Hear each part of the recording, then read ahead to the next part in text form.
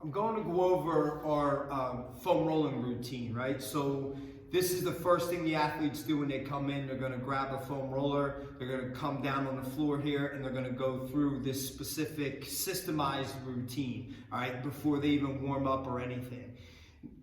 We like to use this just because, again, it's a system, so it keeps everything a little more efficient. The athletes come in and they follow this and they go right through it. You know, it becomes more efficient, so we take something that essentially is going to start out about at 5 minutes and they'll knock it down to about 3 minutes. And this isn't because we want them to rush through it, but it's just simply because they take the guesswork out of it if they do it a specific way and a specific flow, okay? So I'm going to go over it real quick here. You want to have the athletes spend approximately 30 seconds on these specific areas that they're rolling. If they feel, you know, if they're a little more jacked up in this area, they can spend a little more time on that spot. On the flip side of that also, if they really don't feel much or something's not jacked up on them at all, they can kind of just go through it and move on to the next spot, okay? Again, just planning for some efficiency with this, all right? So what we're going to do is have them grab a foam roller. Again, they can use this or they can use one of these, it doesn't matter. What we're going to do is have them lay on the floor. They're going to pick their hips up. We're starting low back first, so picking hips up. And they're rolling.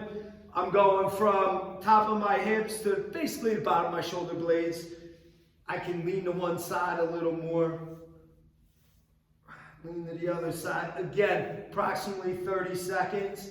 After this, we're going to go right to upper back.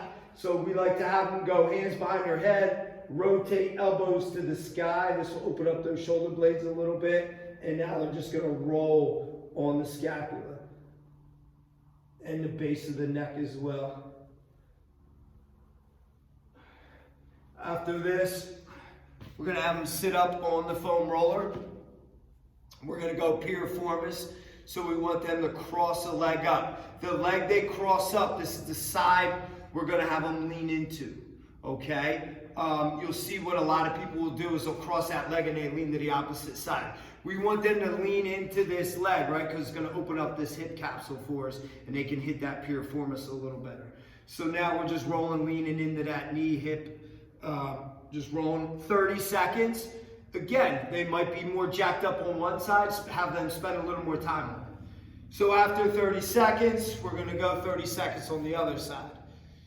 After we hit that piriformis, our next flow is going to be to our hamstrings. So now I'm sitting up on the foam roller and I'm just rolling. As they roll, you can have them just kind of rotate their legs in and out as they go, just hitting different angles of the hamstring. They could target one more than the other. If one hamstring, you know, if it's a little tight or a little bothersome. After we hit hamstrings, I'm going to go right into their calves. So putting calf up on the roller, crossing the other leg on top. And now rolling, just kind of mashing it all around, right? I want to hit it at different angles. I can do some ankle pumps, right? So tacking and stretching. 30 seconds on one side, about 30 seconds on the other side.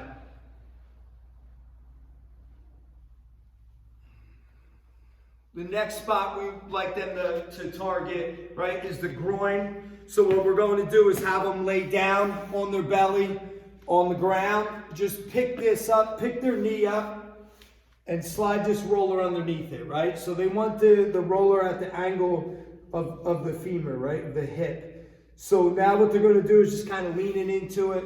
We're rolling, and you're going to go from high groin to the top of the knee, right, VMO here, and they can do some tacking and stretching as well. Make sure they have their toes pointed towards the floor on these.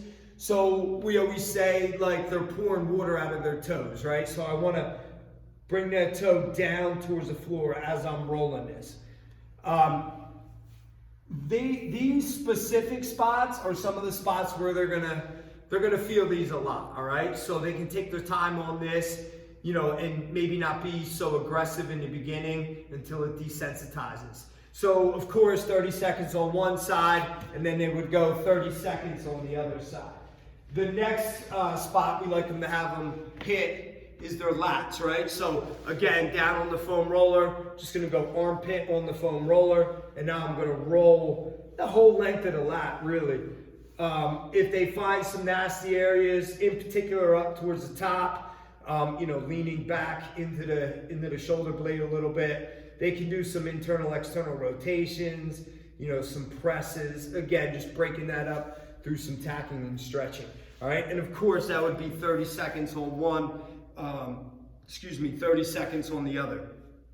So that is the basic flow, right? So they come in, they grab the roller, they start rolling, they go low back first, they hit upper back, then they're gonna sit up on the foam roller, cross that leg up, and they're gonna hit their piriformis. After they do piriformis, we're going hamstrings, right? You can isolate one a little more than the other, need be. Then they're going calves, calf on the foam roller, crossing the other leg over, mashing it all around.